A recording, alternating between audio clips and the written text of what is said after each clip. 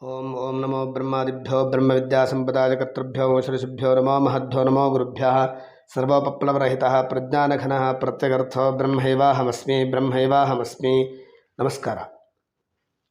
ದೇಹಾದಿ ಸಂಘಾತಗಳು ಆತ್ಮನಿಂದಲೇ ಹೊರಗಿನ ವಿಷಯಗಳನ್ನು ಅರಿತಾ ಇದೆ ಅನ್ನೋದನ್ನು ತಿಳಿದುಕೊಂಡಾಯಿತು.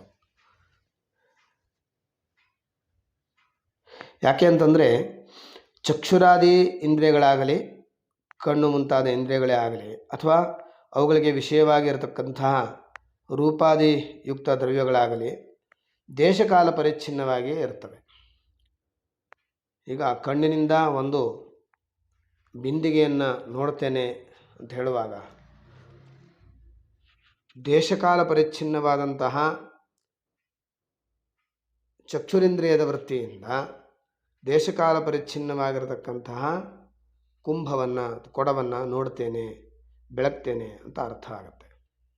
ಆದರೆ ಆತ್ಮಚೈತನ್ಯ ಬೆಳಗೋದು ಹೀಗಲ್ಲ. ಆ ಕಣ್ಣಿಗೆ ಈಗ ನಾವು ಒಂದು ಬಿಂದಿಗೆಯನ್ನು ನೋಡ್ತಾ ಇದ್ದೇವೆ ಅಂತ ಆದರೆ ಆ ಕಣ್ಣಿಗೆ ದೇಶ, ಒಂದು ಸ್ಥಳ ಇದೆ, ಒಂದು ಕಾಲದ ಪರಿಮಿತಿ ಇದೆ, ಎಲ್ಲವೂ ಇದೆ. ಹಾಗೆ ಆ ಕೊಡಕ್ಕೂ ಕೂಡ, ಆ ಬಿಂದಿಗೆಗೂ ಕೂಡ ಒಂದು ಸ್ಥಳ ಇದೆ, ಒಂದು ಕಾಲದ ಪರಿಮಿತಿ ಇದೆ. ಆದರೆ ಆತ್ಮಚೈತನ್ಯ ಹೀಗಲ್ಲ. ಆತ್ಮಚೈತನ್ಯ ಬೆಳಗೋದು ಅಂತಂದರೆ ಹೀಗಲ್ಲ. ಯಾಕೆ ಅಂತಂದರೆ ಚಕ್ಷುರಾದಿ ಇಂದ್ರಿಯಗಳು, ಕಣ್ಣು ಮುಂತಾದ ಇಂದ್ರಿಯಗಳು ತಮ್ಮ ತಮ್ಮ ವ್ಯಾಪಾರದಿಂದ ಬೆಳಗೋ ಹಾಗೆ ಯಾವುದಾದ್ರೊಂದು ವ್ಯಾಪಾರದಿಂದ ಮಾರ್ಪಾಟಾಗಿ ವಿಷಯಗಳನ್ನು ಬೆಳಗ್ತಾ ಇರೋದಿಲ್ಲ. ಆತ್ಮತತ್ವ ತನ್ನ ಕೂಟಸ್ಥ ಚೈತನ್ಯ ರೂಪದಿಂದ ಹಾಗೆಯೇ ಇದ್ದುಕೊಂಡೇ ಬೆಳಗ್ತಾ ಇರುತ್ತೆ. ಬೇರೆ ಬೇರೆ ರೂಪವನ್ನು ಪಡ್ಕೊಂಡು ಬೆಳಗ್ತಾ ಇರೋದಿಲ್ಲ. ಹಾಗಲ್ಲದೆ ಈ ಚೈತನ್ಯ ಹೇಳತಕ್ಕಂಥದ್ದು ಯಾವುದಾದರೊಂದು ದೇಶದಲ್ಲಿ ಅಥವಾ ಯಾವುದಾದರೊಂದು ಕಾಲದಲ್ಲಿ ಇದ್ದುಕೊಂಡು ಬೆಳಗೋದಿಲ್ಲ. ದೇಶಕಾಲಗಳನ್ನೂ ಕೂಡ ಅದು ಬೆಳಗ್ತಾ ಇರುತ್ತೆ. ಹಾಗಾಗಿ ಆತ್ಮ ಚೈತನ್ಯದಿಂದ ಬೆಳಗದೆ ಇರತಕ್ಕಂಥದ್ದು ಹೇಳತಕ್ಕಂಥ ವಸ್ತುವೇ ಎಲ್ಲೂ ಇರುವ ಹಾಗಿಲ್ಲ.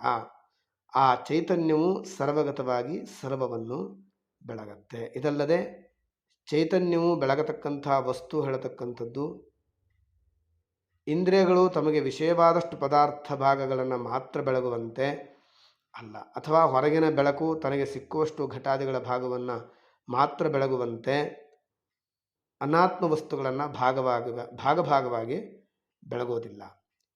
ಈ ಚೈತನ್ಯ ಹೇಳತಕ್ಕಂಥದ್ದು ಸರ್ವವನ್ನೂ ಎಲ್ಲ ಕಾಲದಲ್ಲೂ ಪೂರ್ತಿ ರೂಪದಲ್ಲೂ ಬೆಳಗತ್ತೆ ಅಂತ ಅರ್ಥ.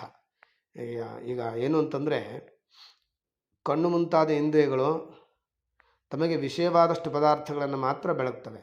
ಅಂದರೆ ನಾವು ಕಣ್ಣಿನಿಂದ ನೋಡಿದಾಗ ಆ ಕಣ್ಣಿನಿಗೆ ಎಷ್ಟು ದೃಶ್ಯಗಳು ಗೋಚರವಾಗುತ್ತೋ ಅಷ್ಟನ್ನು ಮಾತ್ರ ನಾವು ತಿಳಿದುಕೊಳ್ತೇವೆ, ಆ ವಸ್ತುಗಳನ್ನು ತಿಳ್ಕೊಳ್ತೇವೆ. ಕಣ್ಣಿನಿಂದ ದೂರದಲ್ಲಿ, ಕಣ್ಣಿನ ದೃಷ್ಟಿಯಿಂದ ದೂರದಲ್ಲಿ ಇರತಕ್ಕಂಥ ವಸ್ತುಗಳನ್ನು ಕಣ್ಣಿಗೆ ಬೆಳಗೋಕ್ಕಾಗೋದಿಲ್ಲ. ಅದು ಮತ್ತೆ ಮುಂದೆ ನಡೆದುಕೊಂಡು ಹೋಗಿ, ಕಾಲುಗಳಿಂದ ನಡೆದುಕೊಂಡು ಹೋಗಿ ಮುಂದೆ ಮತ್ತೆ ಒಂದಷ್ಟು ವಸ್ತುಗಳನ್ನು ಬೆಳಗಬೇಕಾಗತ್ತೆ. ಹಾಗೆಯೇ ಹೊರಗಿನ ಬೆಳಕು ತನಗೆ ಸಿಕ್ಕುವಷ್ಟು ಘಟಾದಿಗಳನ್ನು ಮಾತ್ರ ಬೆಳಗತ್ತೆ. ಉದಾಹರಣೆಗೆ ಸೂರ್ಯನ ಬೆಳಕು ಮನೆಯೊಳಗೆ ಬೀಳ್ತಾ ಇದೆ ಅಂತಾದರೆ ಹಂಚಿನಲ್ಲಿ ಕನ್ನಡಿ ಇರುತ್ತೆ, ಆ ಕನ್ನಡಿ ಮುಖಾಂತರ ಆ ಬೆಳಕು ಒಳಗಡೆ ಬೀಳ್ತಾ ಇದೆ ಅಂತಾದರೆ ಆ ಬೆಳಕು ಎಷ್ಟು ಪದಾರ್ಥಗಳ ಮೇಲೆ ಬೀಳ್ತಾ ಇದೆಯೋ ಅಷ್ಟನ್ನು ಮಾತ್ರ ಬೆಳಗಲಿಕ್ಕೆ ಅದಕ್ಕೆ ಸಾಧ್ಯ ಇದೆ. ಹಾಗಾಗಿ ಆ ವಸ್ತುಗಳನ್ನು ಭಾಗವಾಗಿ ಒಂದಿಷ್ಟು ಇಷ್ಟಿಷ್ಟು ಅಂತ ಬೆಳಗತ್ತೆ. ಕಣ್ಣು ಕೂಡ ಅನೇಕ ವಸ್ತುಗಳನ್ನು ಭಾಗವಾಗಿ ತಿಳಿದುಕೊಳ್ಳುತ್ತೆ. ಎಷ್ಟನ್ನು ತಿಳ್ಕೊಂಡೆ ಪೂರ್ತಿಯಾಗಿ ನೋಡಲಿಕ್ಕೆ ಸಾಧ್ಯವಾಗೋದಿಲ್ಲ. ಆದರೆ ಚೈತನ್ಯ ಸ್ವರೂಪ ಹಾಗಲ್ಲ. ಅದು ವಸ್ತುವಿನ ಹೊರಗೆ ಒಳಗೆ, ಮೇಲೆ ಕೆಳಗೆ, ಎಡಕ್ಕೆ ಬಲಕ್ಕೆ ಎಲ್ಲ ಕಡೆಯೂ ಕೂಡ ಚೈತನ್ಯದ ಬೆಳಕೇ ಇರುತ್ತೆ. ಚೈತನ್ಯದ ಬೆಳಕಿನ ಇರುವೋ ಏನಿದೆಯೋ ಅದೇ ಅನಾತ್ಮ ವಸ್ತುವಿನ ಇರುವು. ಹಾಗಾಗಿ ಅನಾತ್ಮ ವಸ್ತುವಿಗೆಲ್ಲ ಚಿದ್ವ್ಯಾಪ್ತವಾದ ಇರವೇ ಈ ಚೈತನ್ಯ ಸ್ವರೂಪ. ಅನಾತ್ಮ ವಸ್ತುವಿಗೆ ಸ್ವತಂತ್ರವಾದಂತಹ ಇರುವು ಅನ್ನೋದು ಇಲ್ಲ. ಏನೇದಂ ಪೂರ್ಣಂ ಪುರುಷೇಣ ಸರ್ವಂ ಅಂತ ಶ್ರುತಿ ಏನು ತಿಳಿಸ್ಕೊಡ್ತಾ ಇದೆಯೋ ಆತ್ಮಚೈತನ್ಯದಿಂದಲೇ ಸರ್ವವು ವ್ಯಾಪ್ತವಾಗಿರುತ್ತೆ. ಅಥವಾ ಚೈತನ್ಯದಿಂದ ವ್ಯಾಪ್ತವಾಗಿದೆ ಅಂತ ಹೇಳೋದಕ್ಕಿಂತಲೂ ಕೂಡ ಚೈತನ್ಯವೇ ಅವುಗಳ ರೂಪದಿಂದಲೂ ಅಜ್ಞರಿಗೆ ತೋರಿಕೊಳ್ಳುತ್ತಾ ಇದೆ ಅಂತ ಹೇಳೋದೇ ಯುಕ್ತವಾಗುತ್ತೆ. ಹಾಗಾಗಿ ಈ ಅಭಿಪ್ರಾಯದಿಂದ ಕಿಮತ್ರ ಪರಿಶಿಷ್ಯತೆ ಅಂತ ಶ್ರುತಿ ಆಕ್ಷೇಪ ಮಾಡಿದೆ.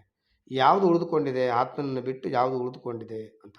ಆತ್ಮನ ಹೀಗೆ ವ್ಯವಹಾರ ದೃಷ್ಟಿಯಿಂದ ಎಲ್ಲವನ್ನೂ ಕೂಡ ಬೆಳಗ್ತಾ ಇರೋದರಿಂದ ಸರ್ವಜ್ಞ, ಅಥವಾ ಪರಮಾರ್ಥ ದೃಷ್ಟಿಯಿಂದ ತಾನೊಬ್ಬನೇ ಇದ್ದುಕೊಂಡು ತನ್ನ ಚೈತನ್ಯ ಸ್ವರೂಪದಿಂದಲೂ ಅದಕ್ಕೆ ವಿಷಯವಾಗುವಂತಿರುವ ಅಚೇತನ ವಸ್ತುವಿನ ರೂಪದಿಂದಲೂ ತೋರಿಕೊಳ್ತಾ ಇರೋದರಿಂದ ಅವನು ಸರ್ವಜ್ಞ.